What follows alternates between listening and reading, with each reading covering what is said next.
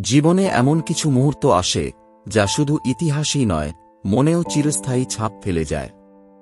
ইংল্যান্ডের মাটিতে ভারতীয় ক্রিকেটার ঋষভ পন্তের দ্বৈত সেঞ্চুরি সেই মুহূর্তগুলিরই একটি। যে মাঠে ভারতের কোনো ব্যাটার কখনো 2 ইনিংসেই 100 রান করেননি, সেখানেই পন্ত ইতিহাস গড়লেন।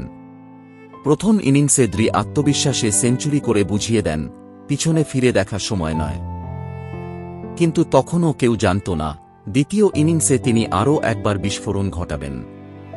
120 বলে সেঞ্চুরি করার পর যেভাবে প্রথম ইনিংসেও ঋষভ পন্ত তার সেঞ্চুরি পূর্ণ করার সময় বিশাল লাফ দিয়ে উদযাপন করেছিলেন, দ্বিতীয় ইনিংসে পন্তের উদযাপন ছিল ভিন্ন স্টাইলে।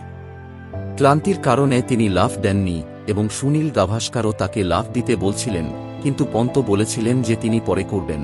তারপরেই পন্ত চোখে আঙুল দেখিয়ে তার সেঞ্চুরি উদযাপন করেন এবং ইংল্যান্ডে টেস্টে 2টি সেঞ্চুরি করা প্রথম ভারতীয় হন যে বারবার পড়ে গিয়েও উঠে দাঁড়িয়েছে।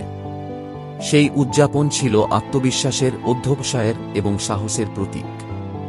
রবি শাস্ত্রীসহ গ্যালারিতে বসে থাকা সবাই যখন দাঁড়িয়ে হাততালি দেয়, তখন বোঝা যায় পরিশ্রম কখনো বিফলে যায় না।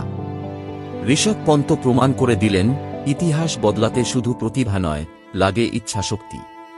আজ যারা হার মানতে চলেছেন, তাদের জন্য এই ম্যাচটি মহামূল্যবান অনুপ্রেরণা।